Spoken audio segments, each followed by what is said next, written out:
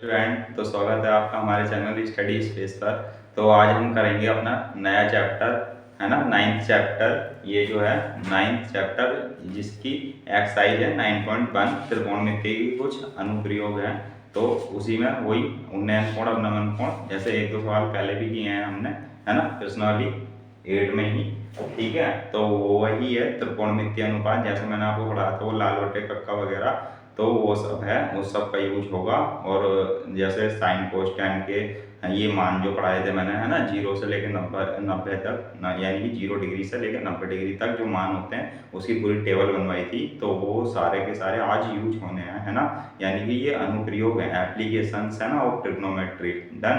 तो यहाँ पर से हम करेंगे प्रश्नावली 9.1, लेकिन उससे पहले थोड़ा फॉर्मूला वगैरह देखेंगे जो हमें इसमें आवश्यकता पड़ेगी, यानी कि एंगल वगैरह बता रहा हूँ। जैसे उन्नयन कोण क्या होता है, अवनमन कोण क्या होता है, पहले बता रखा है लेकिन दोबारा समझा देता हूँ, तो यहाँ पे ध्यान से समझेंगे। ठीक है, तो हम शुरू करते हैं प्रश्नावली 9.1 में ही। प्रश्नावली 9.1 में, ठीक है, तो यहाँ से पहले बता देता हूँ मैं। मान लीजिए उन्नयन कोण क्या होगा, ये मान लीजिए यहाँ पर कोई बंदा खड़ा है और यहाँ पर एक मीनार है, एक क्या है, ये मीनार है, और ये हो गया, ये मीनार है ना, मीनार। डन। तो आप समझ रहे होंगे, ये ऐसे ही बना देता हूँ रफली। तो ये कोई मीनार है और मीनार के यहाँ पर इसको कहते हैं शीर्ष। मीनार का ये होता है शीर्ष, ये होता है यहाँ से पाद, है ना, या इसको कह देते हैं शीर्ष बिंदु और इसको कह देते हैं पाद बिंदु। डन। तो यहाँ से ये होता है। अब मान लीजिए ये कोई है प्रेक्षक, अब मान लीजिए ये यहाँ से यहाँ को देख रहा है ना, यहाँ से ये पूरा यहाँ देख रहा है, यानी कि शीर्ष पर, मीनार के शीर्ष पर देख रहा है। तो इसको कहते हैं स्टूडेंट दृष्टि रेखा। क्या कहते हैं इसको? दृष्टि रेखा, है ना। और ये जो एंगल है, मान लीजिए ये कितने डिग्री का बन रहा है, 30 डिग्री का बन रहा है, तो इसको कह देते हैं क्या, ये हो गया हमारा उन्नयन कोण। क्या कहते हैं इसको? उन्नयन कोण। उन्नयन कोण कहते हैं स्टूडेंट इसको। डन। तो यहाँ पर ये आपने समझ लिया कि पाद बिंदु क्या होता है। अगर लैंग्वेज में आएगा सवाल की पाद बिंदु लिखा हुआ तो आप समझ जाएंगे, है ना, यानी कि बेस पॉइंट होता है तो पाद बिंदु, और यहाँ से ये शीर्ष बिंदु हो गया, है ना, शीर्ष बिंदु। तो ये समझ में आ ही रहा होगा आपके कि जो शीर्ष है मीनार का उसे ही शीर्ष बिंदु कहते हैं। और यहाँ से कोई प्रेक्षक है, अगर ये अपनी यानी कि ये अपनी आंखें हैं इसकी, और यहाँ से मीनार का टॉप पॉइंट देख रहा है ये, अगर तो क्या हो जाएगा, ये इसकी जो है दृष्टि रेखा हो जाएगी, यानी कि जिस दिशा में देख रहा है वो, तो वो ये दृष्टि रेखा हो गई। और ये जो कोण बनेगा तो इसको कहते हैं उन्नयन कोण, है ना। तो ये आप समझ गए होंगे। अब एक फिगर और बना रहा हूँ अवनमन कोण समझाने के लिए, उसको भी ध्यान से देखेंगे। अब मान लीजिए स्टूडेंट, और ये वैसे ही है, अब मान लीजिए ये भी कोई मीनार है, या है ना, कुछ भी नाम दे सकते हैं, भवन है, कुछ भी है, मीनार है ना। तो यहाँ से ये तो 90 डिग्री का ही होगा एंगल, ये 90 डिग्री का ही होगा। और ये तो आपको पता ही होगा स्टूडेंट कि, है ना, अगर एंगल ये है तो एंगल के सामने वाला कोण जो होता है वो क्या होता है, लंब होता है ना। तो ये जो हो जाएगा लंब हो जाएगा इसमें, है ना, ये लंब है, ये आधार है, और ये क्या है, कर्ण है ना। ये तो मैंने आपको पहले भी बताया, फिर बता रहा हूँ आज, तो ध्यान से समझेंगे। तो ये इसको कर्ण कहते हैं। वैसे ही मान लीजिए क्या ये हो गया, क्या हो गया हमारा 90 डिग्री का एंगल हो गया, यानी कि समकोण हो गया। अब यहाँ पर कोई क्या है, भवन है ना, भवन मान लीजिए, यहाँ से ये भवन हो गया, हमने इसको भवन का नाम दे दिया, तब इसी को मान लीजिए भवन, है ना। अब मान लीजिए यहाँ पर कोई, है ना, यहाँ पर कोई खड़ा है, ये यहाँ पर कोई खड़ा है ना, कोई बच्चा खड़ा है, और यहाँ पर ये देख रहा है ना, मान लीजिए ये कोई पत्थर है, ठीक है, तो इसको देख रहा है, ये यहाँ से लेकर के ये यहाँ से ये देख रहा है, ऊपर से लेकर नीचे, तो इसे भी दृष्टि रेखा ही बोलेंगे, है ना, इसको भी दृष्टि रेखा ही बोलेंगे। और ये मान लीजिए ये भी 30 डिग्री का एंगल बन रहा है ना। लेकिन यहाँ पर मैं समझा रहा हूँ अवनमन कोण का। तो मान लीजिए यहाँ पर ये क्या है, इसकी ये क्या हो गई, इसको बोलते हैं क्षैतिज रेखा।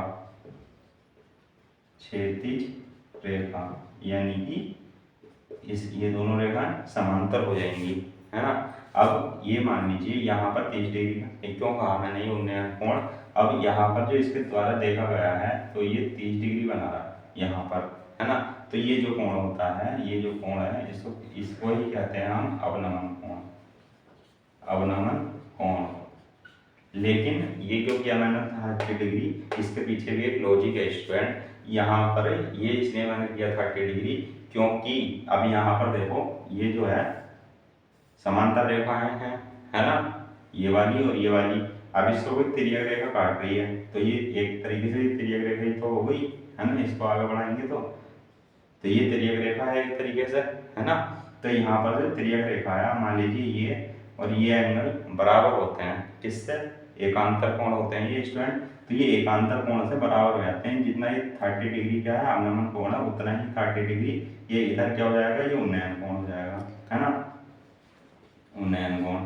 तो इतना ध्यान रखिए आप, जब ऊपर से हम नीचे की तरफ देखते हैं तब अवनमन कोण बनता है, और जब नीचे से लेकर ऊपर को देखते हैं तब क्या बनता है, उन्नयन कोण बनता है ना।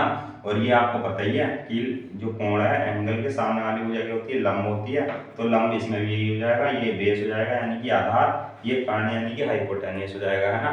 तो हमें थोड़ा इंग्लिश के जो शब्द हैं यूज करने आने चाहिए, क्योंकि जो आगे आने वाली पढ़ाई है, मान लीजिए आप हिंदी मीडियम में होंगे, है ना, तो फर्स्ट इंटर हिंदी मीडियम से करेंगे, लेकिन जब ग्रेजुएशन में जाएंगे स्टूडेंट, तो अगर साइंस साइड से पढ़ाई करोगे आप, तो वो क्या है, इंग्लिश मीडियम में ही आपको बुक्स वगैरह देखने को मिलेंगी, और जो इसको कॉलेज वगैरह में पढ़ाई होती है तो वो भी इंग्लिश मीडियम में ही होती है ना। तो उससे कोई हमें घबराना नहीं है, और ध्यान देना है अपना बेस मजबूत करने के लिए, ठीक है। तो हम बिना किसी देरी के अब आते हैं किस पर, प्रश्नावली 9.1 पर। उम्मीद करता हूँ ये आपको समझ में आ गया होगा कि उन्नयन कोण क्या है, अवनमन कोण क्या है, दृष्टि रेखा क्या है, पाद बिंदु क्या है और शीर्ष बिंदु क्या है। डन। तो अब बिना किसी देरी के आते हैं प्रश्नावली 9.1 पर। Done student. तो अब देखते हैं, तो मैं इसको कर दूंगा रफ, है ना।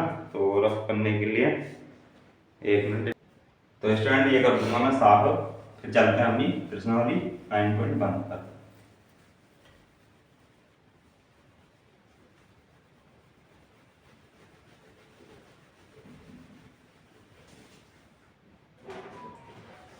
इसके एग्जाम्पल भी क्या है, इंपॉर्टेंट है, तो मैं क्या करता हूँ, एग्जाम्पल कराऊंगा, एक एक्सरसाइज बना दूंगा, यानी कि एक्सरसाइज का एक वीडियो बना दूंगा, है ना, अलग से, तो उसमें सारे एग्जाम्पल करा दूंगा इसके। लेकिन आज हम देखेंगे अपना जो मेन फोकस रखेंगे वो रखेंगे अपनी प्रश्नावली 9.1 पर। डन। तो इसका पहला सवाल लेते हैं स्टूडेंट, तो फिर हम सॉल्व करते हैं इसको।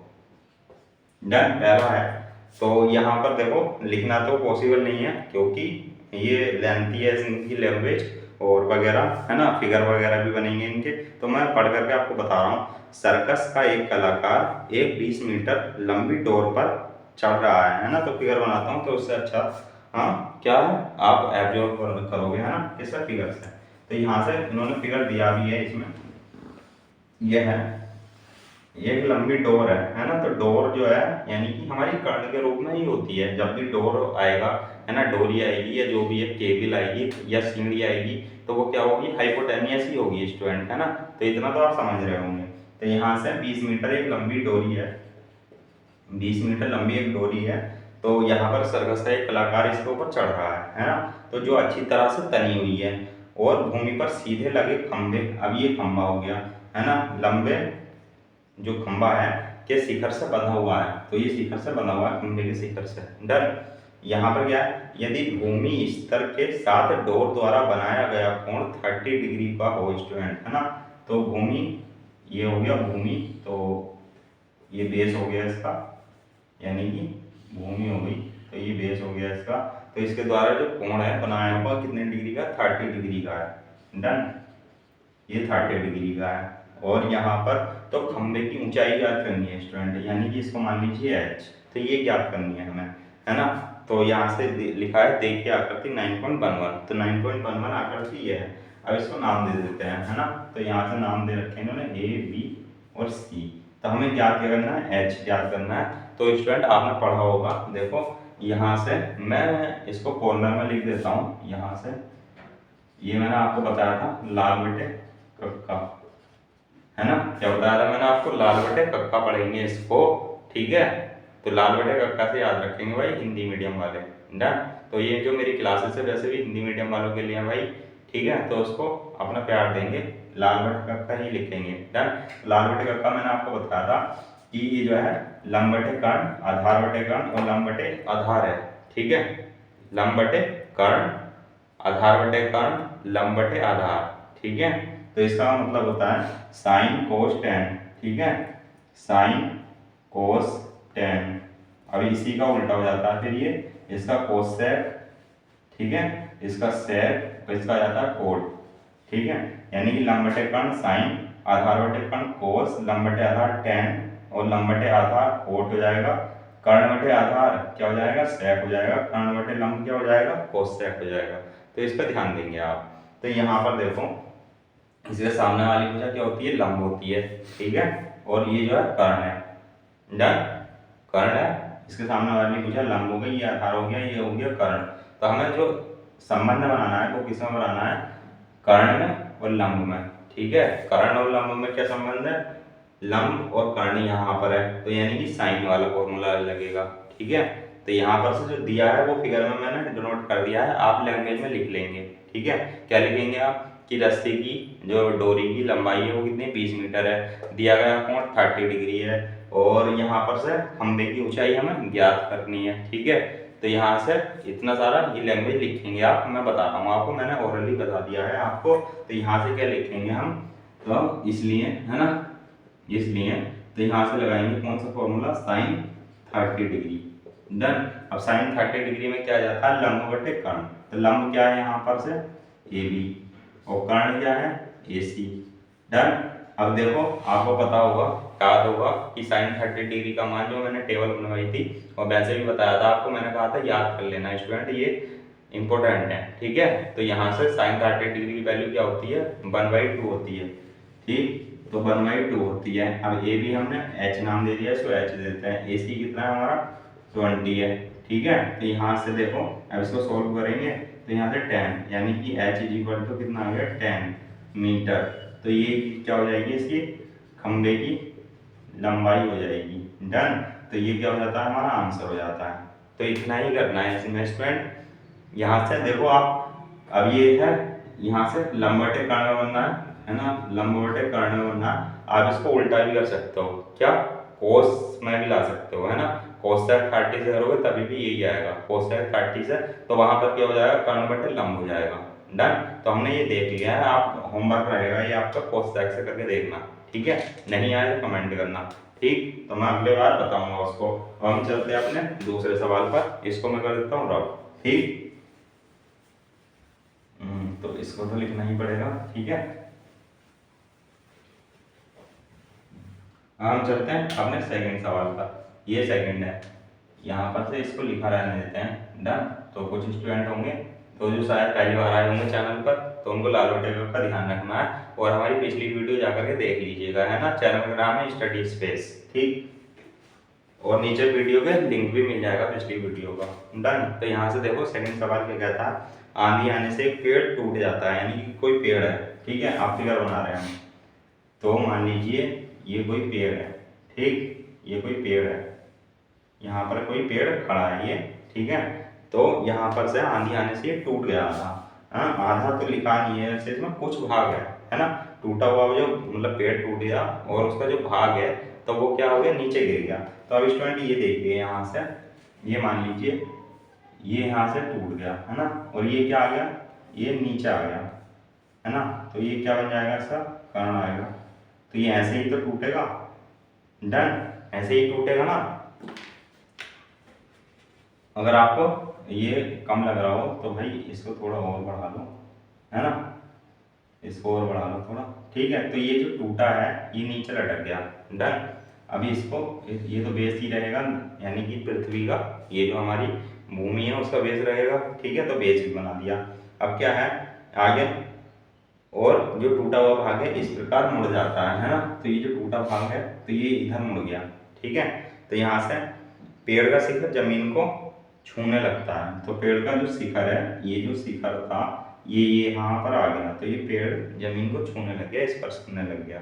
अब क्या है, इसके साथ 30 डिग्री का कोण बनाता है ना।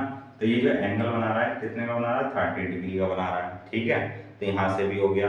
अब पेड़ के पाद बिंदु की दूरी, यानी कि पेड़ का पाद बिंदु कौन सा है, देखो मैंने पाद बिंदु बताया था आपको, ये नीचे होता है। तो पेड़ का पाद बिंदु से दूरी जहाँ पेड़ का शिखर जमीन को छूता है वह 8 मीटर है।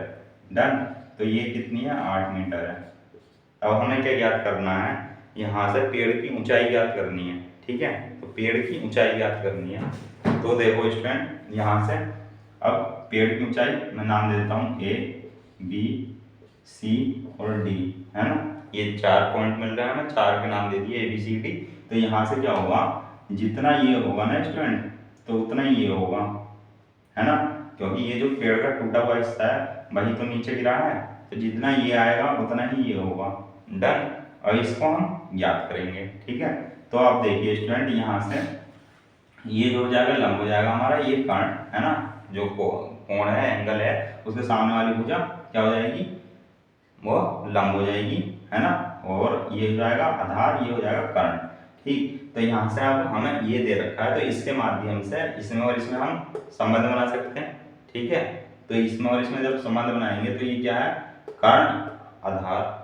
ठीक है, आधार कर्ण कह सकते हैं आप, है ना। तो आधार और कर्ण में क्या दिख रहा है, साइन कोस। ठीक है, तो यानी कि कोस दिख रहा है हमें, तो इसलिए क्या लेंगे हम, इसलिए कोस 30 इज इक्वल टू कितना है, आधार बटे कर्ण, आधार बटे कर्ण। तो आधार कितना है, ए बी, और ये कितना हो जाएगा, ए सी कर्ण। डन। इसमें लिया है अभी हमने। डन। तो इसमें जब लिया है तो यहाँ से ए बी कितना है, 8 है, ए सी हमें क्या है, फाइंड करना है। और कोस 30 की वैल्यू कितनी होती है स्टूडेंट, ये आपने पढ़ा है। कोस 30 की वैल्यू क्या होती है, जो साइन 60 की वैल्यू होती है, यानी कि √3/2। जब हम इधर आ देते तो क्या हो जाती थी, वो कोस 30 की वैल्यू बन जाती थी, तो √3/2। डन। अब यहाँ से ए सी हमें अगर निकालना है तो ए सी कितना निकल के आएगा, देखो यहाँ से ए सी, यहाँ से बताओ 16, और यहाँ से 8 दूनी 16 हो जाएगा, और 16/√3। डन। ये हो जाएगा ना, 8 दूनी 16 हो जाएगा, ये √3/2 है। ठीक है, तो यहाँ से देखो 16/√3 हो गई, तो इसको समीकरण 1 दे दो। और मान लीजिए ये समीकरण ए सी है, ए सी बराबर सी डी है, ए सी बराबर सी डी है, तो ये कितना आ गया, 16/√3। डन। देखो एक स्टेप और कर लो, तो यहाँ से ए सी और √3, 8 दूनी 16, इसलिए ए सी बराबर 16/√3। ठीक है, तो यहाँ से ये आ गई। तो अब यहाँ से जब मैंने समीकरण 1 नंबर दे दिया, चलो इधर यहाँ दे दो, ये समीकरण 1 हो गया ये। अब हमें देखना है, हमें बी सी भी याद करनी है ना। तो आधार ये जो गया लंब बटे आधार हो गया, तो लंब बटे आधार किस में आ रहा है, tan में आ रहा है। ठीक है, लंब बटे आधार tan में आ रहा है, लेकिन एंगल यही रहेगा। तो यहाँ से tan 30 इज इक्वल टू लंब बटे आधार, तो लंब कितना है हमारा, बी सी है, और आधार कितना है, ए बी है। अब ये बी सी कितना है, बी सी हमें फाइंड करना है, तो ए बी कितना है हमारा, 8 है। tan 30 की वैल्यू कितनी होती है स्टूडेंट, 1/√3 होती है, ये हमें याद होनी चाहिए, 1/√3 BC/8। डन। तो यहाँ से बी सी कितना आ जाएगा, अब देखो सॉल्व करो इसे, 8 इज इक्वल टू √3 BC। अब इसलिए B C is equal to 8/√3। Done. तो यहाँ से ये हो गया। अभी समीकरण 2 हो गया, लेकिन हमें ज्ञात क्या करना है, हमें ज्ञात तो ये यहाँ से लेके यहाँ तक करना है ना, हमें तो पेड़ की ऊंचाई ज्ञात करनी है। ठीक है, तो इतना भी आ चुका है, ये भी आ चुका है। तो समीकरण 1 और 2 को, यानी कि सी डी भी आ चुका है, हमें बी सी भी आ चुका है। तो समीकरण 1 और 2 को क्या कर देंगे, ऐड कर देंगे, ऐड करके हमारा क्या आ जाएगा, पेड़ की ऊंचाई आ जाएगी, है ना। तो यहाँ से लिखो समीकरण 1 व 2 को जोड़ने पर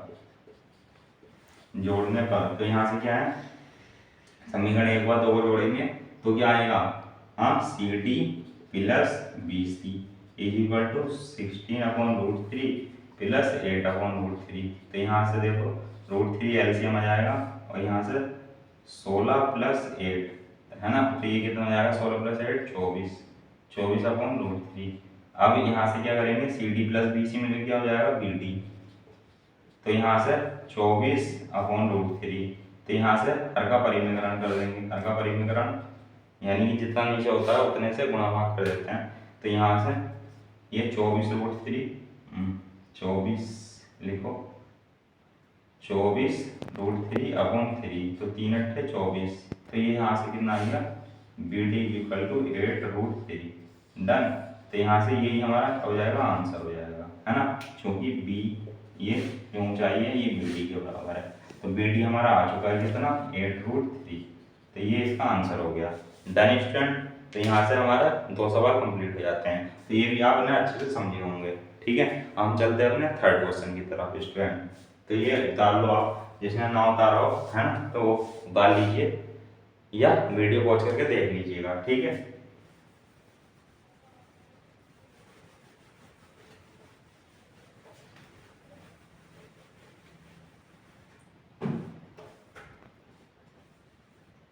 तो ये है हमारा थर्ड सवाल। देखो थर्ड, तो यहाँ से थर्ड में क्या है स्टूडेंट, अब यहाँ से एक ठेकेदार है बच्चों को खेलने के लिए पार्क में 2 फिसलन पट्टी लगाना चाहती है ना, एक ठेकेदार है और वो कोई मैदान है उसमें फिसलन पट्टी लगानी है, जैसा कि आपने पार्क वगैरह में देखे होंगे जो आपके घर के आसपास होंगे, तो एक फिसलन पट्टी होती है जिससे बच्चे खेलते हैं पार्क में जाकर के, वो है ना। 5 वर्ष से कम उम्र के बच्चों के लिए एक ऐसी फिसलन पट्टी लगाना चाहती है जिसका शिखर 1.5 मीटर की ऊंचाई पर हो, है ना, क्या शिखर 1.5 मीटर की ऊंचाई पर हो, है ना, एक ऐसी पट्टी लगाना चाहती है जिसका शिखर 1.5 मीटर की ऊंचाई पर हो। तो मान लीजिए यहाँ पर ये 5 वर्ष से कम बच्चों के लिए है, 5 वर्ष, है ना, 5 वर्ष से कम उम्र के बच्चों के लिए, 5 वर्ष से कम उम्र के बच्चों के लिए यहाँ पर क्या है, अकॉर्डिंग टू क्वेश्चन जो है, जो फिसलन पट्टी लगाना चाहती है उसका शिखर क्या है, 1.5 मीटर की ऊंचाई पर है।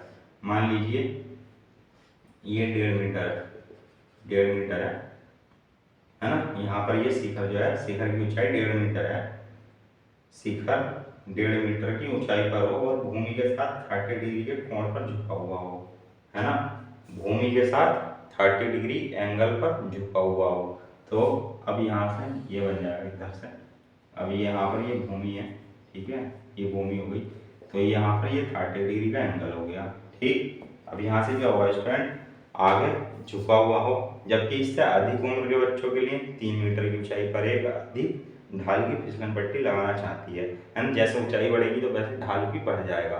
तो यहाँ से मान लीजिए ये तो 5 वर्ष से कम उम्र के बच्चों के लिए हो गया, है ना, तो इसको आधा आधा बांट देते हैं, 5 वर्ष से अधिक उम्र के बच्चों के लिए। तो अब यहाँ पर क्या है, ये इसकी ऊंचाई कितनी दे रखी है, मान लीजिए ये 3 मीटर है ना, और ये भूमि है, ये तो भूमि है ही, ठीक है, बेस है ही। ठीक, अब यहाँ से क्या है, जो भूमि के साथ 60 डिग्री का कोण बनाती है, अब भूमि के साथ, भूमि यहाँ पर है तो इसके साथ 60 डिग्री का एंगल बनाएगी, है ना, तो यहाँ से ये 60 डिग्री का एंगल हो गया। डन। अब यहाँ से क्या है, प्रत्येक स्थिति में फिसलन पट्टी की लंबाई क्या होनी चाहिए, है ना, तो फिसलन पट्टी की लंबाई देखो, अब यहाँ पर प्रत्येक स्थिति में पूछा है, तो अब इसको मैं अगर नाम दे दूं ए बी सी, इसको भी क्या दे देते हैं, इधर 2 कंडीशन बन रही हैं, तो यहाँ से ए बी सी हो गया, हम डी ई एफ नाम दे दो इसको, है ना, तो हम दे सकते हैं इजीली। अब हमसे पूछा है, ये पूछा हमसे फिसलन पट्टी की लंबाई, ठीक है, फिसलन पट्टी की लंबाई पूछी है, यानी कि यहाँ से क्या पूछा है, डी एफ पूछा है। डन। और यहाँ से क्या पूछा है, हमसे ए सी पूछा है। तो अब देखो यहाँ से हमें लंब तो दिया है, यानी कि जो एंगल है उससे सामने वाली भुजा लंब, एंगल सामने वाली भुजा लंब, ठीक है, तो दोनों ही स्थितियों में ये दिए हैं फिगर, इस तरीके से बनेंगे, ये आप एक ही फिगर में ही बना सकते थे, है ना, तो यहाँ से ऊंची कर सकते थे, ठीक है, तो मैंने अलग अलग बता दिया आपकी सहूलियत के लिए, ठीक है स्टूडेंट। तो हम अपने मुद्दे पर आते हैं अब। तो यहाँ से हमें संबंध बनाना है इसमें, क्योंकि हमें ये फाइंड करना है, ये दे रखा है, तो जब 2 चीजें दे रखी होती हैं, यानी कि एंगल दे रखा है और ये, तब हम तीसरी चीज निकाल सकते हैं स्टूडेंट, है ना। अगर कुछ दिया ही नहीं होगा, मान लो इसमें और इसमें लगाना संबंध, तो ना ही ये दिया है ना ही ये दिया है, तो एक चीज दी है क्या, एंगल, तो इसमें कोई लॉजिक नहीं बनता है हमारा, ठीक है। तो यहाँ से और ये वाला लगाएंगे, यानी कि लंब और कर्ण में लगाएंगे फॉर्मूला, ठीक है। तो यहाँ से लंब और कर्ण में जब फॉर्मूला लगाएंगे तो हमारी क्या निकल के आ जाएगी, जो फिसलन पट्टी की लंबाई है वो निकल के आ जाएगी, ठीक है। तो यहाँ से इसलिए हाँ, लंब बटे कर्ण लगा रहे हैं ना, लंब और कर्ण, तो लंब और कर्ण में क्या है हमारा साइन, और साइन यहाँ पर क्या दे रखा है, एंगल 30 डिग्री।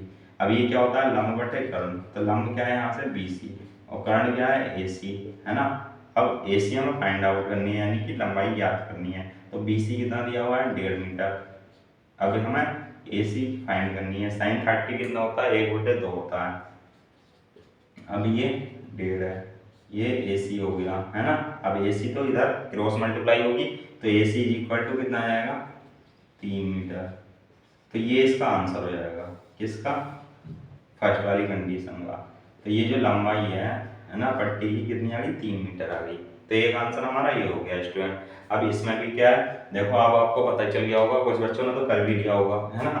तो यहाँ से साइन लगेगा, फिर से साइन 60 डिग्री और लंब बटे कर्ण लगेगा। लंब कितना है, 3 है, और कर्ण कितना है हमारा, DF है ना। तो ये DF हो गया। अब यहाँ से साइन 60 डिग्री का मान कितना होता है, √3/2, है ना। √3/2, ये 3/DF, डन। अब DF हमें फाइंड आउट करना है, DF तो √3 = 3 दूनी 6, ठीक है। अब यहाँ से DF इधर ही करता है, ठीक है। DF यहाँ से कितना आया, 6/√3। वही हर का परिमेकरण कर दो, डन। तो यहाँ से हर का परिमेकरण करेंगे तो ये हो गया 6√3/3, √3 और √3 मल्टीप्लाई होगी तो कितना आ जाएगा, 3, और 3 से काटेंगे 2, तो यहाँ से कितना हो जाएगा, 2√3, डन। तो इसकी आ गई DF की वैल्यू कितनी आ गई, 2√3, ये आ जाएगा, है ना।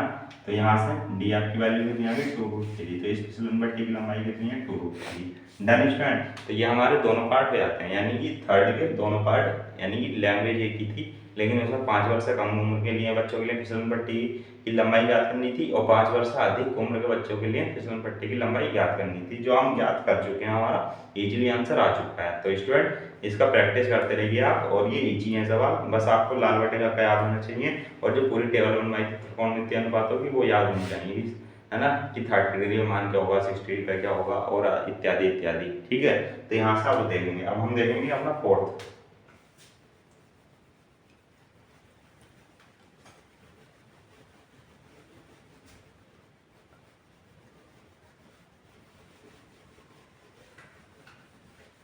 अब देखिएगा फोर्थ, यहाँ से फोर्थ क्या है, अब देखो फोर्थ। अब यहाँ से फोर्थ क्या कहता है कि भूमि के एक बिंदु से, भूमि के एक बिंदु से मीनार के पाद बिंदु से, है ना, भूमि के एक बिंदु से जो मीनार के पाद बिंदु से 30 मीटर की दूरी पर है, ठीक है। अब यहाँ से मान लीजिए ये कोई भूमि है, और भूमि का ये बिंदु है। अब यहाँ पर से कोई मीनार खड़ी हुई है, इसके पाद बिंदु से कितने मीटर की दूरी पे है, 30 मीटर की दूरी पर ये हमें दिया है ना। जितना मैंने पढ़ा उतना मैंने फिगर बना दिया। अभी अब आगे बढ़ते हैं। मीनार के शिखर का उन्नयन कोण 30 डिग्री है। अब मीनार के शिखर का उन्नयन कोण यहाँ पर सीधे बोला, तो मैंने आपको बताया कि उन्नयन कोण कब बनता है, जब नीचे से देखते हैं ऊपर की तरफ, है ना, तो उन्नयन कोण बनता है। तो मीनार की ऊंचाई याद करनी है। अब मीनार की ऊंचाई मान लीजिए ये h है ना, तो ये हमें फाइंड आउट करनी है। और यहाँ से ये हो गया उन्नयन कोण, ठीक है।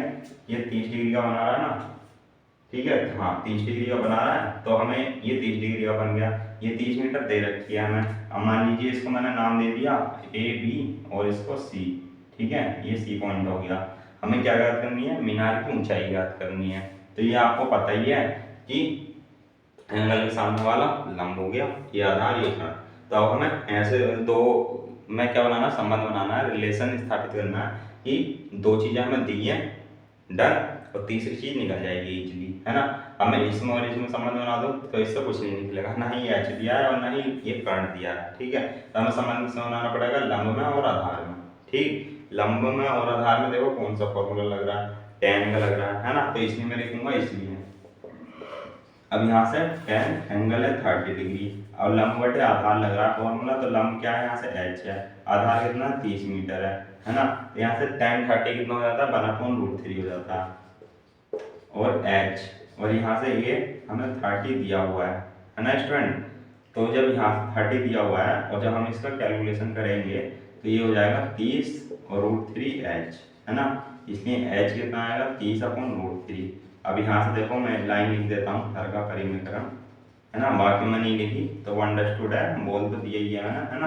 तो आवाज़ तो बिल्कुल क्लियर आ ही रही होगी हर का परिमेकरण करने पर। अब जब हर का परिमेकरण करेंगे यहाँ पर तो क्या हो जाएगा, h = 30√3 इंटू √3 से क्या हो जाएगा, डिवाइड एंड मल्टीप्लीकेशन। तो यहाँ से 30√3 और अपॉन 3, √3 3 3 30, तो h इक्वल टू कितना आ गया 10√3। तो यही हमारा क्या होगा 10√3 आंसर है ना। तो ये 10√3 और मीटर। अब √3 की वैल्यू हाँ स्टूडेंट रख सकते हो आप, √3 की वैल्यू होती है 1.732 है ना। तो ये भी याद होनी चाहिए हमें, तो इसको रख करके इसकी पूरी एग्जैक्ट वैल्यू आप निकाल सकते हो, ठीक है। तो यहाँ से ये भी हो जाता है हमारा। तो ये कौन सा था हमारा 4th। अब हम चलते हैं अपने 5वें सवाल की तरफ। तो ये भी इजी था स्टूडेंट, वहाँ पता होना चाहिए उन्नयन कोण अवनमन कोण ये सब मैंने बता दिया है आपको वीडियो के शुरू में, है ना। तो यहाँ से ये देखेंगे। अब हम चलते हैं अपने नेक्स्ट सवाल की तरफ।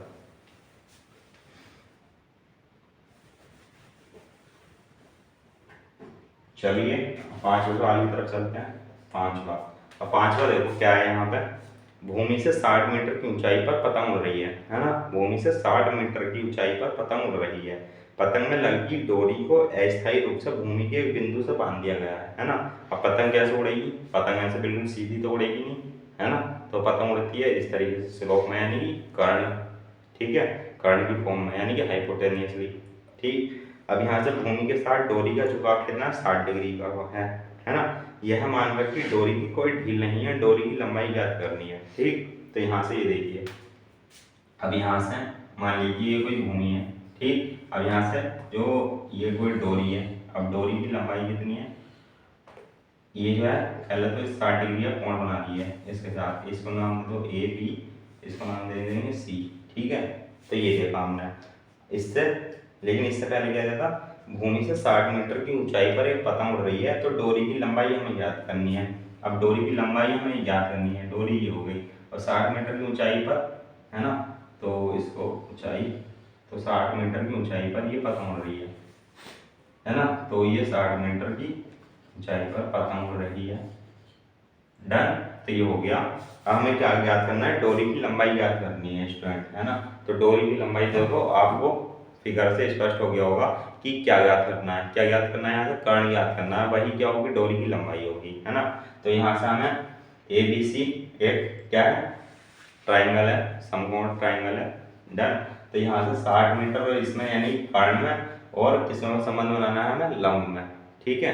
तो लंब बटे कर्ण क्या होता है साइन होता है, तो साइन वाला फॉर्मूला लगाएंगे और क्या निकाल देंगे इसकी डोरी की लंबाई, डन। तो यहाँ से मान लीजिए मैं लिख देता हूँ, हाँ डोरी की लंबाई जो है, लंबाई वो कितना है AC है ना, ये हमें फाइंड करनी है, डन।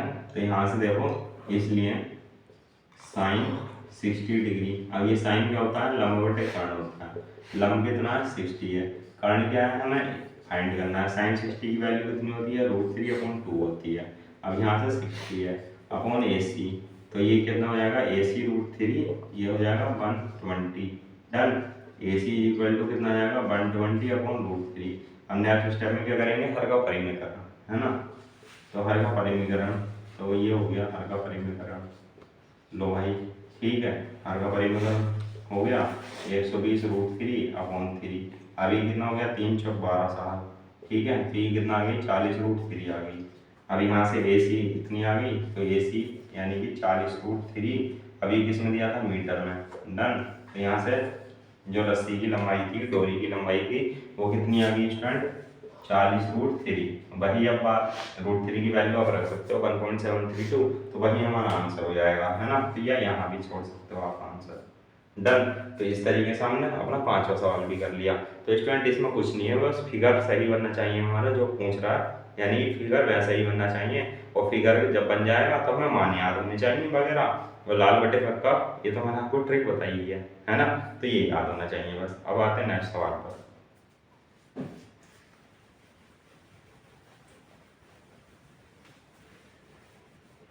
हम अपने 6 सवाल पर, तो यहाँ से देखेंगे 6 सवाल में क्या कहा है, 1.5 मीटर एक लंबा लड़का है जो भवन से 30 यानी कि 30 मीटर ऊंचा कोई भवन है।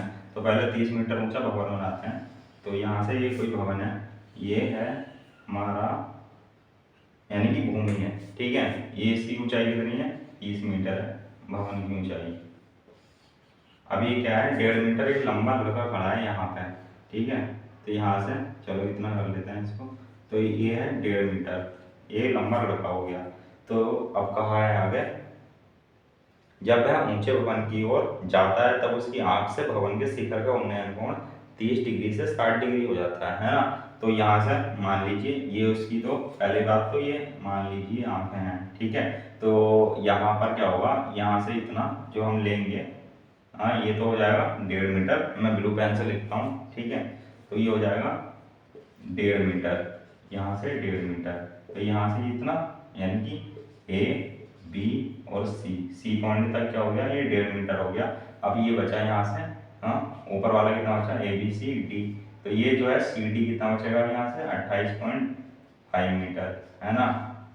क्योंकि यहाँ पर लिखता हूँ बी डी इक्वल टू क्या है, B C plus C D. अब बी सी कितना है, 1.5 मीटर है, वो कहाँ से है, यहाँ से, क्योंकि जो जितना लड़का है, और बी डी कितना है, पूरा 30 है। हमें क्या फाइंड करना है, plus C D.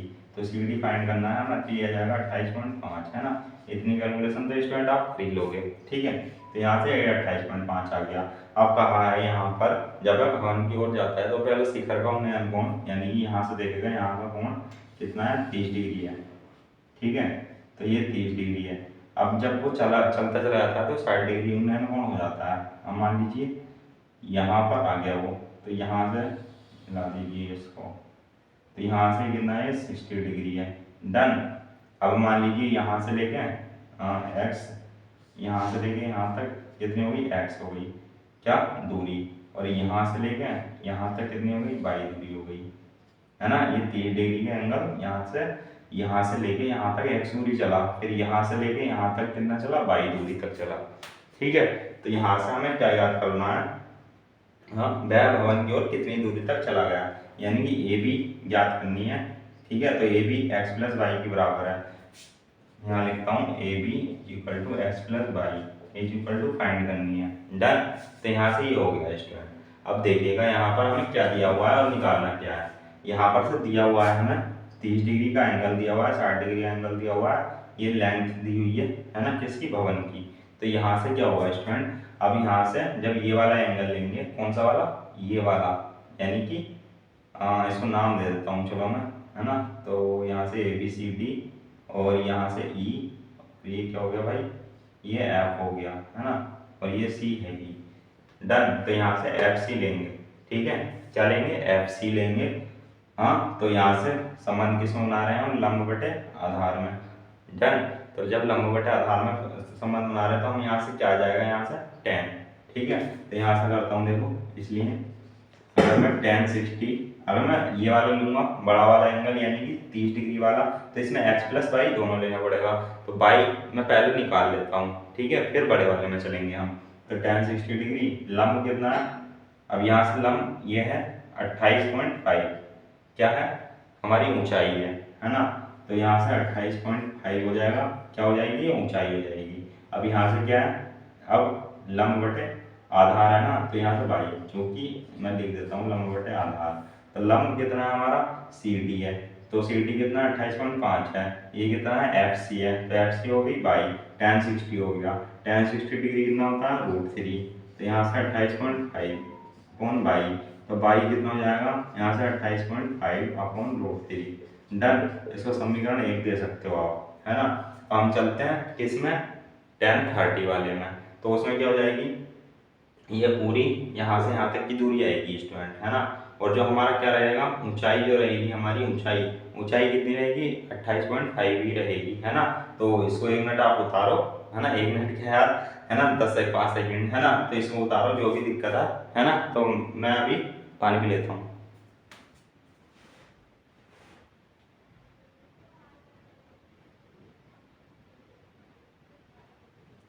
Done student, तो ये आपने लिख लिया होगा। अब देखते हैं यहाँ से क्या होगा, यहाँ से tan 30 डिग्री में चलेंगे भाई। तो tan 30 डिग्री क्या है हमारी, जैसा कि मैंने आपको बताया, ऊंचाई तो वही रहेगी सेम। तो यहाँ से अब वो मान लीजिए, चलो यहाँ से भी करते हैं लंब बटे आधार। लंब कितना रहेगा हमारा, यही रहेगा सी डी, है ना। तो सी डी आधार कितना रहेगा, एक्स प्लस वाई रहेगा, ये एक्स प्लस वाई आ जाएगा ना पूरा tan 30 में, ठीक है। तो यहाँ से सी डी कितना है, 28.5 है, यहाँ से एक्स प्लस अब y हमने निकाल रखा है, तो यहाँ से 28.5 अपॉन √3 रख सकते हो आप इजीली। ठीक है, tan 30 की वैल्यू कितनी होती है, 1/√3 होती है। अब यहाँ से कितना आ गया, 28.5 अपॉन x प्लस 28.5 अपॉन √3, है ना। अब इसको मल्टीप्लाई कर दो, तो यहाँ से कितना आ जाएगा, x plus 28.5 upon √3 is equal to 28.5, है ना, और √3, ठीक तो आया। अब देखो यहाँ से, अब यहाँ से कहाँ चले हम, यहाँ करता हूँ, ठीक है, यहाँ करता हूँ, इसको लाइन खींच देते हैं। डन, आप ध्यान देना, यहाँ से लेके अब यहाँ चल रहे हैं हम, तो यहाँ से x इज इक्वल टू कितना हो जाएगा, 28.5 √3 माइनस 28.5 अपॉन √3। डन, यहाँ से इतना हो गया। अब x इज इक्वल टू कितना होगा, अगर मैं इसका एलसीएम ले लूँ, तो एलसीएम ले सकते हो आप, 28.5 कॉमन आ रहा है, कॉमन ले पहले, ठीक है, तो √3 माइनस 1 अपॉन √3। डन, ये हो जाएगा। अब जब इसका क्या लेंगे, एलसीएम लेंगे, तो ये 3 तिया 9 यानी कि 3 बचेगा, यहाँ से 1 है, √3 ये हो जाएगा। तो यहाँ से 28.5 इंटू 2, है ना, एक स्टेप यार यहाँ जगह नहीं है ना, इसलिए तो 28.3 में सब बन जाएगा, तो 2 बचेगा ना, तो इतना तो आप समझ गए होंगे। तो जब 2 से मल्टीप्लाई हो जाएगी इसकी, तो 2 पंजे 10, 2 अट्ठे 16 17, और 2 दूनी 4 है 5, है ना, तो यहाँ पे कौन लगेगा, √3। तो यानी कि x इज इक्वल टू कितना आ गया, इतना आ गया। अब हमसे पूछा क्या था, है ना, वो देख लेते हैं। हमसे पूछा क्या था, x प्लस वाई पूछा था ना, वह भवन की ओर कितनी दूरी तक जाएगा। ठीक है, तो बताइए कि वह भवन की ओर कितनी दूरी तक चल कर गया। ठीक है, तो ये पूछा है। अगर मैं x और y दोनों के मान आ चुके हैं हमारे, ठीक है, तो जब दोनों के आ चुके हैं, तो इनको हम क्या कर सकते हैं, ऐड भी कर सकते हैं। ठीक है, तो जब ऐड करेंगे, तो यहाँ से मान लीजिए ये 28.5 है, √3 है, ऐड करना है हमें यहाँ से, है ना, तो यहाँ से ऐड करते हैं 28.5 √3 प्लस 57 √3, ये तो क्या आ जाएगा, √3 एलसीएम, ये कितना हो जाएगा 0.5, और 8 7 15, 15 5 81, 5 तो 7 1 8, तो 85.5 है √3 मीटर। ये हमारा क्या आ गया, आंसर आ गया, यहाँ पर कर दिया है मैंने x प्लस वाई का। डन स्टूडेंट, तो ये आपने देख लिया अपना छठा सवाल भी भाई। ठीक है, तो यहाँ से फिगर बनाना भी आ गया होगा अब तो आपको, है ना, 6 सवाल करा दिए। डन, तो जैसे जैसे सवाल में कह दिया जाए वैसे वैसे करते जाओ, फिगर राइट ही बनेगा। ठीक है, फिर फिगर के अकॉर्डिंग जो भी दिखाई दे रहा है उसके अकॉर्डिंग फॉर्मूला लगाते जाओ, तो हमारे क्या आता चला जाएगा, आंसर आता चला जाएगा, है ना। तो हम चलते हैं अपने नेक्स्ट सवाल पर इसी बात पर।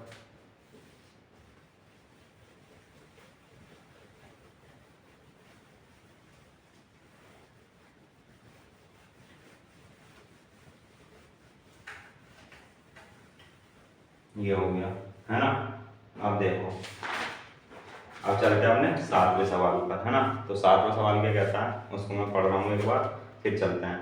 भूमि के एक बिंदु से 20 मीटर ऊंचे भवन के शिखर पर लगी, है ना, एक संचार मीनार के तल और शिखर के उन्नयन कोण क्रमशः 45 और 60 डिग्री है। तो मीनार की ऊंचाई याद करनी है ना, मीनार की ऊंचाई याद करनी है।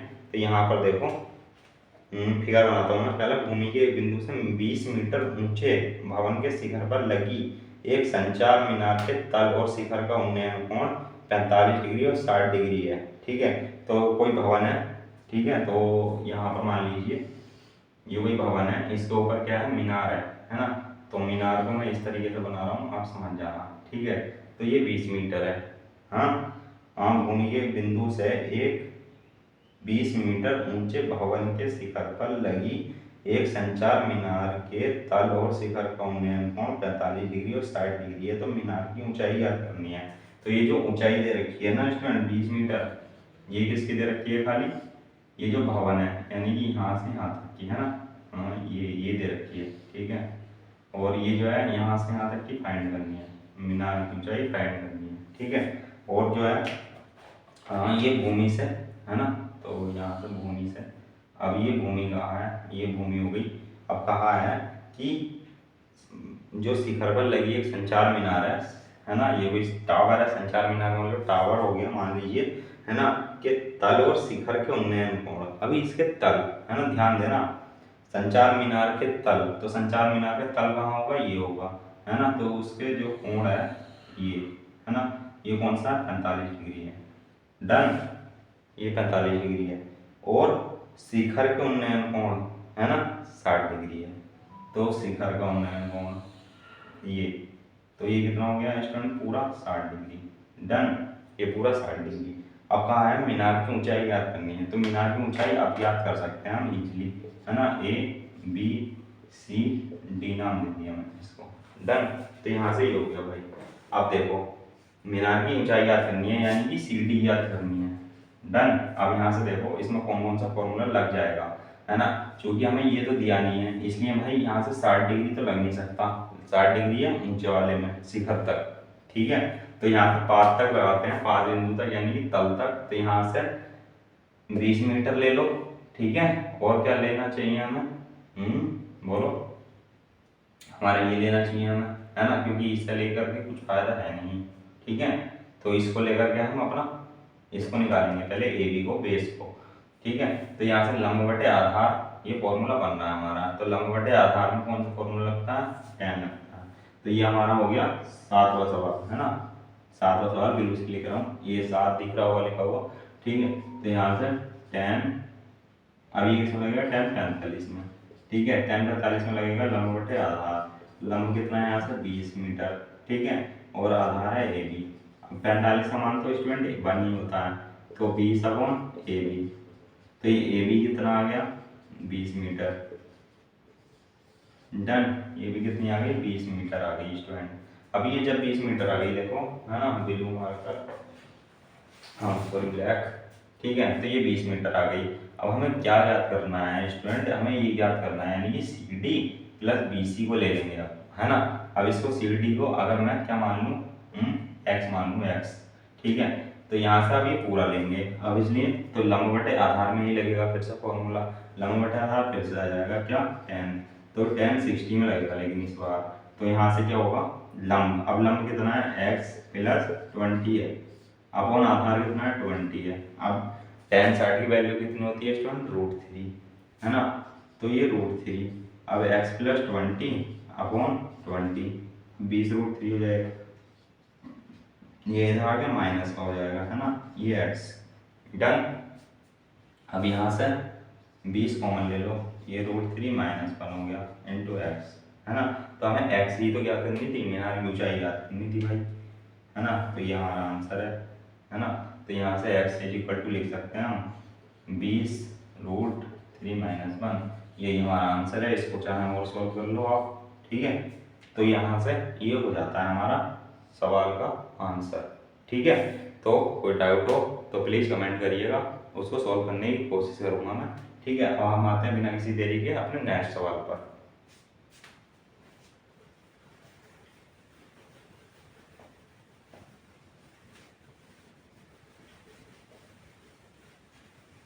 अब देखो नेक्स्ट, तो यहाँ से क्या है नेक्स्ट 8वां। अब यहाँ से है एक पेडिस्टल के शिखर पर 1.6 मीटर ऊंची मूर्ति लगी है।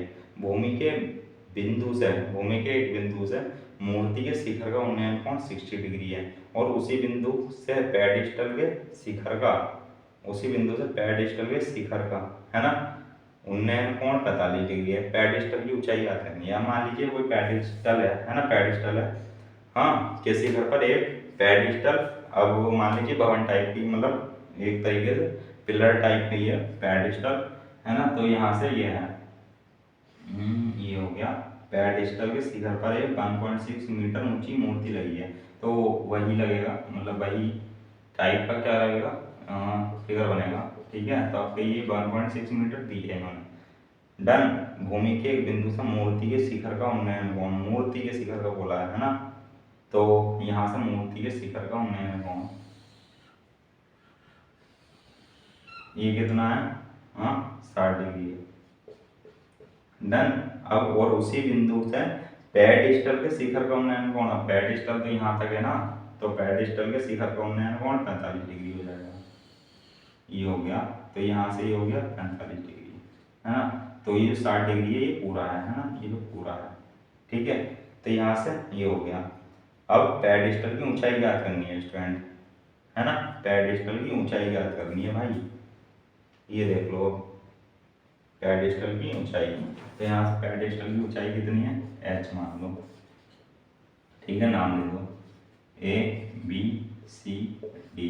अब देखो यहाँ से, अब हमें बड़े वाले में दिया है, क्योंकि बड़ा वाला यहाँ तक है और ये है tan, लंब बटे आधार में ही फॉर्मूला लगाना पड़ेगा हमें, ठीक है।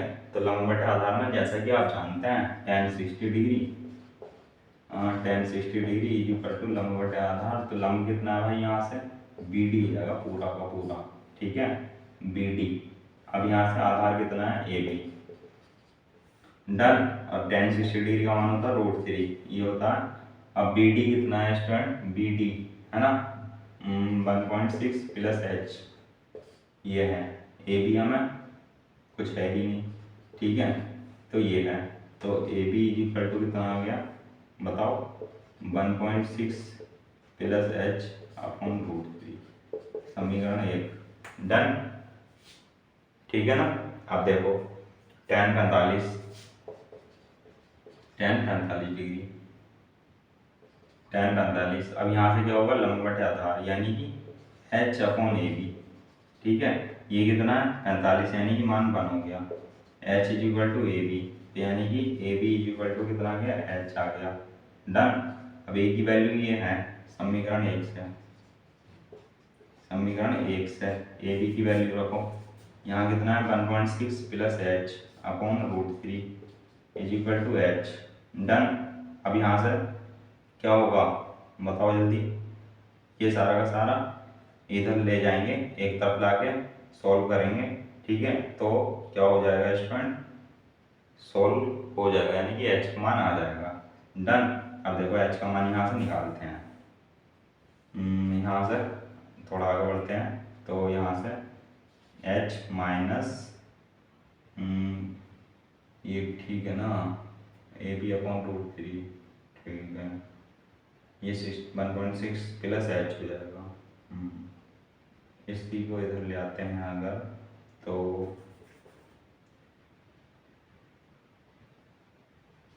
H minus 1.6 plus H upon √3 है ना, ये हो जाएगा, यहाँ पर अपॉन 1 है, इज इक्वल टू 0 आ गया, ठीक है। अब जब इज इक्वल टू 0 आ गया तो यहाँ से जब √3 कॉमन लेंगे तो ये आ जाएगा H √3 minus 1.6 plus H upon √3 है ना, तो यहाँ से एच आ रहा है, एच कॉमन ले लो, तो √3 माइनस 1.6 प्लस एच, तो यहाँ से कितना हो जाएगा ये 2.6 अपॉन √3 इज इक्वल टू 0। कुछ मिस्टेक हुई क्या स्टूडेंट, ये मैडम बुक में पढ़ता हूँ।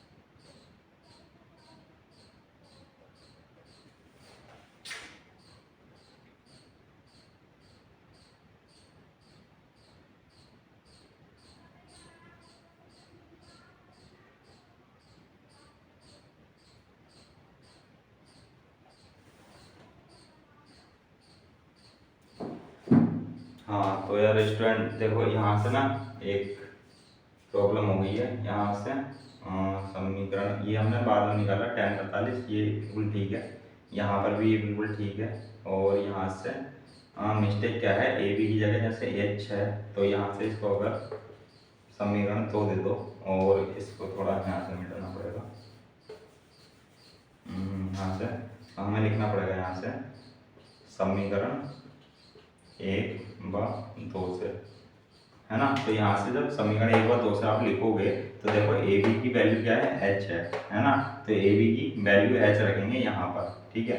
तो यहाँ पर जैसे ही अभी भी क्या था, है ना, तो थोड़ा सा सही कैलकुलेशन गड़बड़ हुई थी कैलकुलेशन। अब ये हो जाएगा h√3, है ना। तो h√3 हो जाएगा यहाँ से, ये बचेगा 1.6 प्लस h, है ना। तो इतना ही तो करना है हमें। अब यहाँ से देखो h इधर लेके आएंगे हम, h कॉमन भी ले लेंगे तो √3 -1 हो जाएगा और 1.6 ये है ना। अब यहाँ से देखो h हमें निकालना है तो ये कितना आ जाएगा 1.6 अपॉन √3 -1, तो ये इतनी ही आ रही है, तो ये इतना है, इसकी वैल्यू हो जाएगी 1.6। वो हमें करने की जरूरत नहीं थी, थोड़ा क्या कर दिया हमने, कैलकुलेशन थोड़ी उल्टी सीधी हो गई थी, है ना। तो यहाँ से ये हो जाएगा हमारा h की वैल्यू कितनी आ गई 1.6 अपॉन √3 -1। तो बाकी और सब ठीक था, थोड़ा कैलकुलेशन में प्रॉब्लम थी, तो इसलिए कहता हूँ स्टूडेंट आप ना बार बार प्रैक्टिस करके देखिएगा, है ना। तो आपका हैंड ना बिल्कुल वैसे ही क्या कहते हैं एक्ट करेगा जैसे कि आप जो सवाल का आंसर हमें लाना होता है, ठीक है। तो वो है ना। अब हम चलते हैं अपने 9 सवाल की तरफ। तो 9 सवाल देखिएगा।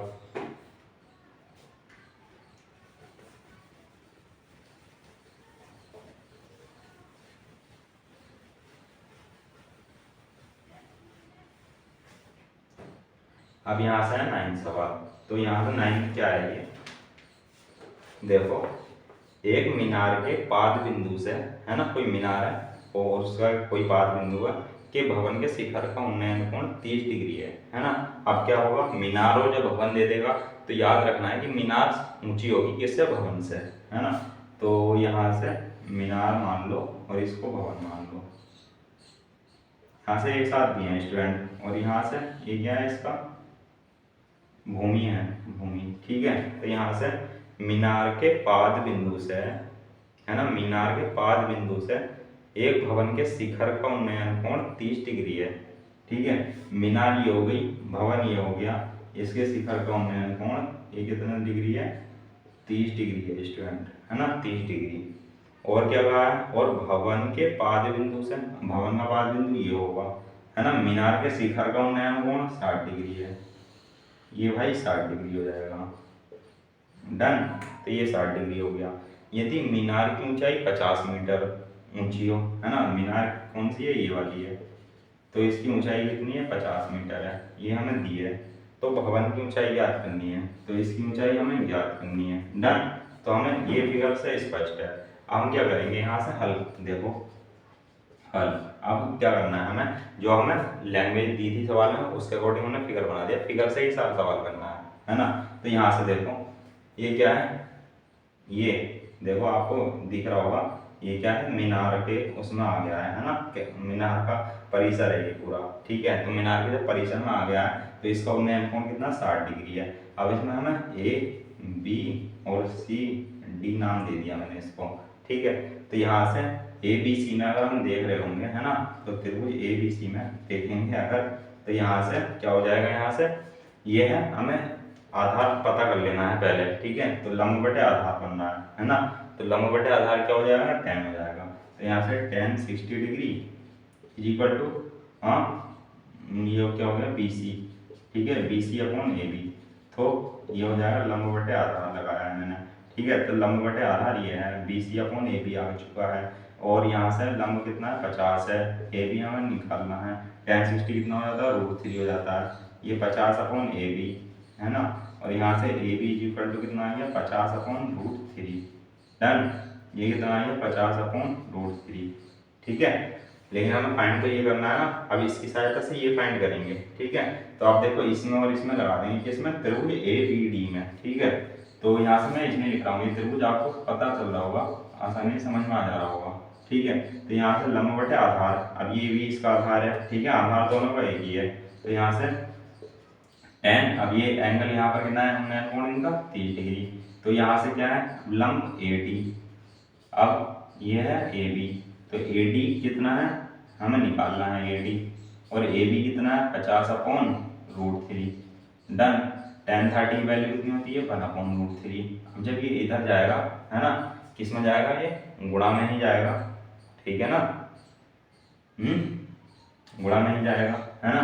तो अब ये कितना हो जाएगा 1/√3, ये कितना हो जाएगा √3 80, यहाँ से बचेगा 50, है ना। अब ये इनकी तिरछी गुणा होगी तो ये कितना हो जाएगा बताओ, ये 50 और ये कितना आ जाएगा 380 आ जाएगा। तो 380 जब आ जाएगा तो ये इसका फॉर्म आ जाएगा 80। तो ये कितना हो गया 80, बताओ 50/3 मीटर, है ना। तो 80 की जो लंबाई है तो कितनी आ गई वो 50/3 मीटर, है ना। तब इसको अगर क्या करना चाहो, सॉल्व करना चाहो और 3 से डिवाइड करके देख लेना, है ना। तो 3 से डिवाइड करके भी हमारा जो आएगा आंसर आ जाएगा, वरना यहीं पर भी छोड़ सकते हैं आप, ठीक है। तो हमने ये भी कर लिया, यानी कि हमारी जो खंबे की लंबाई है, ठीक है, वो सॉरी खंबा कह रहा हूँ, भवन, है ना, ये मीनार हो गई ना, ये भवन हो गया। तो जो भवन की ऊंचाई आई है हमारी 50/3 आई है। तो हम देखते हैं अपना 10वां सवाल, है ना, नेक्स्ट।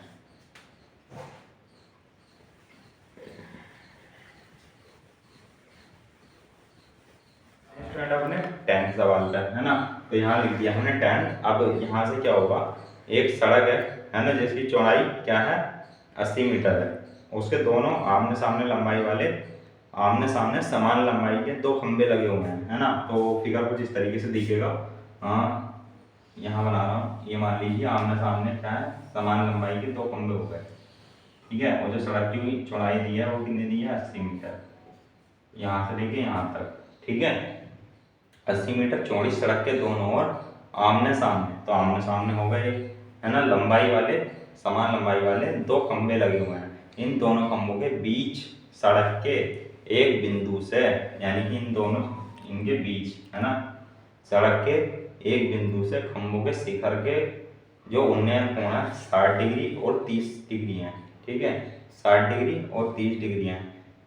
तो खंभों की ऊंचाई और खंभों से बिंदु की दूरी ज्ञात कीजिए, है ना। खंभों की ऊंचाई और खंभों से बिंदु की दूरी ज्ञात कीजिए, ठीक है।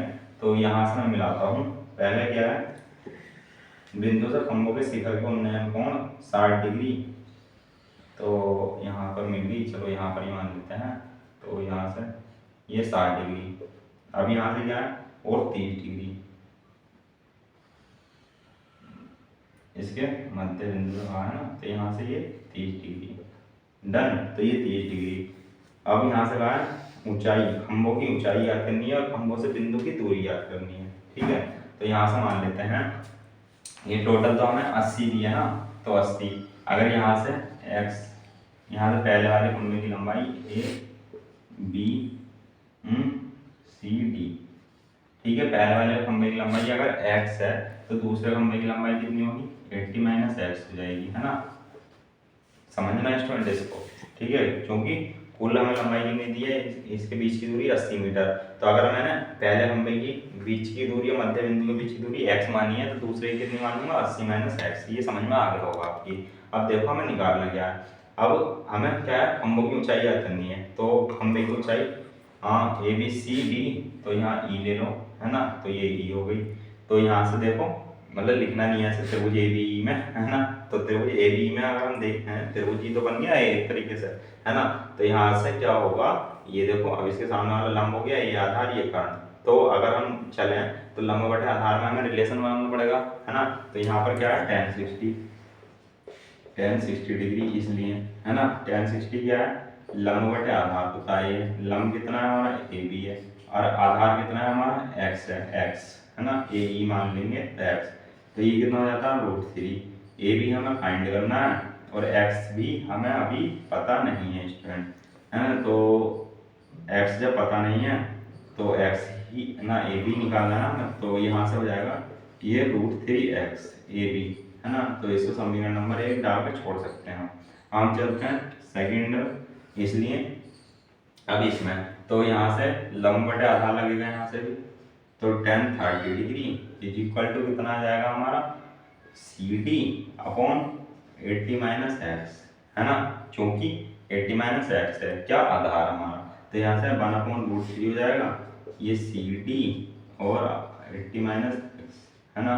तो यहाँ से क्या होगा देखो 80 - x अपॉन √3, है ना, ये इधर चला जाएगा ना।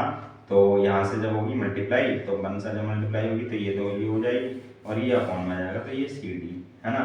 तो जब ये सी डी आएगी ये समीकरण 2 हो गया।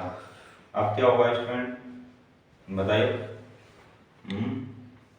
यहाँ से ए बी का मान, तो ए बी और सी डी तो सेम ही है ना, ए बी और सी डी सेम है, तो इन दोनों के मान बराबर रख सकते हैं चूंकि खंभों की लंबाइयाँ बराबर हैं, चूंकि खंभों की लंबाई बराबर है है ना, तो इनको भी बराबर रख सकते हैं। तो यहाँ से क्या होगा √3x = 80 - x अपॉन √3 है ना। अब जब ये √3 इधर जाएगा तो कितना हो जाएगा 3x है ना। तो यहाँ से करता हूँ, ये इधर हो जाएगा तो ये हो जाएगा 3x = 80 - x। अब ये जब इधर जाएगा तो ये क्या हो जाएगा प्लस है ना, तो ये हो जाएगा 4x, ये उधर आ जाएगा 80, x = 4 दूनी 8, तो ये हो गई 20, x का मान आ गया भाई 20 है ना। तो हाँ ए बराबर x है तो इसका आ गया 20 मीटर। जब x है 20 मीटर आ गई है ना, तो यहाँ से क्या ईडी कितनी है 80 - x है, तो 80 - x यानी कि 80 - 20, तो ये कितनी आ जाएगी 60, तो ये भी हमें निकालना था। तो यहाँ से ये क्या आ रहे हैं हमारे आंसर आ रहे हैं, ठीक है। तो यहाँ से ये इन दोनों खंभों के बीच की लंबाई क्या होगी, इसलिए ईडी बराबर लिख दूंगा मैं 60 मीटर है ना। तो ये भी आंसर है हमारा, एक आंसर हमारा ये आ चुका है, ठीक। तो यहाँ से ये हो गया भाई।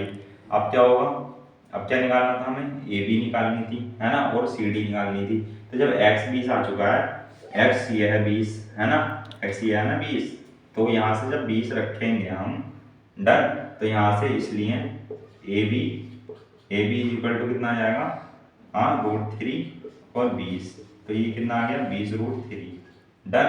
तो ए बी की लंबाई आ गई 20 √3, तो ये एक आंसर हमारा ये हो गया किसका, खंभे की ऊंचाई ए बी = 20 √3, ये भी हमारा आंसर डन। अब जब दोनों खंभों की लंबाई बराबर थी तो सी डी की लंबाई क्या आएगी, इसलिए 20 √3। आप यहाँ रख के देख भी सकते हो किसका मान, यहाँ पर रख के x का मान 20 रखो, देखो तो सी डी x का मान कितना है 20 है ना, तो 80 - 20, तो यहाँ से कितना हो जाएगा 60, तो सी डी का मान 60/√3, यहाँ से 1 मिनट, तो सी बी नहीं है ये सी डी है ना, तो सी डी है, तो यहाँ से सी डी = x का मान हमारा यह है 20 है ना, तो x का मान अगर यहाँ रखेंगे तो सी डी की वैल्यू आ जाएगी, कितनी आएगी 80 - 20/√3, यानी कि 60/√3 डन। तो ये 60/√3 आ गई। ए बी कहाँ आया था हमारा, ए बी है हमारा, तो ये आ जाएगी 20 √3 है ना, तो ये आ गई 60 √3, तो इसलिए यहाँ पर क्या आएगा सी डी 60/√3 है ना। तो यहाँ से 1 मिनट उतारो आप, फिर मैं और समझाऊंगा।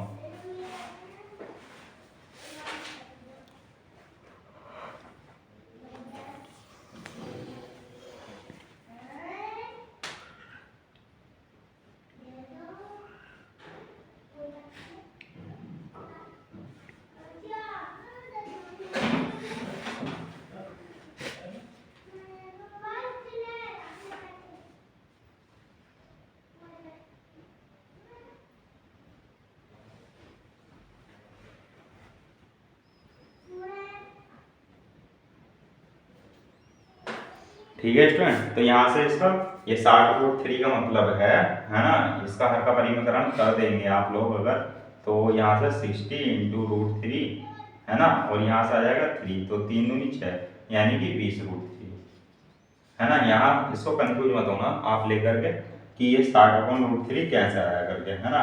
तो ये भाई सी डी है, सी डी 60 √3 60/√3 यानी कि 20 √3, तो आंसर इतना ही आएगा है ना। तो इसको बराबर करके लिख सकते हो आप, यहाँ पर जो मैंने लिखा है ये, तो इसको बराबर करके आप क्या लिख सकते हो यहाँ पर 20 √3 लिख सकते हो है ना। क्यों, क्योंकि हर का परिमेकरण करोगे आप तो इतना ही आएगा 20 √3, और चूंकि खंभों की लंबाई बराबर भी है ना, शुरू में ही कहा था क्वेश्चन ही में क्वेश्चन की लैंग्वेज में ही कहा था कि जो लंबाइयाँ हैं खंभों की वो समान लंबाई के हैं खंभे, है ना। तो यहाँ से क्या होगा 20√3 इसकी क्या आ गई लंबाई आ गई दोनों खंभों की। यहाँ से यहाँ तक की दूरी कितनी आ गई 20 आ गई, ये 60 आ गई। ठीक है, तो हमें यही निकालने थे 4 आंसर, तो चारों के चारों देखो मैंने यहाँ पर लिखे हैं। ठीक है 1 2 3 4 डन। तो भाई आज इतना ही रखते हैं क्योंकि हमारा जो ब्लू इंक है वो भी समाप्त हो गई है ना। तो आज 10 रखते हैं, ये पार्ट 1 में आपको देखने को मिल जाएगा, फिर हम पार्ट 2 में तो बाकी के सवाल आपको प्रोवाइड करा दिए जाएंगे। Done student. तो आप जब तक क्या करना है आपको इसको प्रैक्टिस करिए और करके देखिए, एक बार पेन पेंसिल उठाइए और कॉपी उठाइए और करके देख दीजिए पूरे के पूरे 10 सवाल। ठीक है, तो और चैनल को सब्सक्राइब करो अगर कहते पसंद आ रहा हो, और लाइक करो शेयर करो। तब तक के लिए जब तक हम नेक्स्ट वीडियो में मिलते हैं अपने पार्ट 2 के साथ, तब तक के लिए जय हिंद।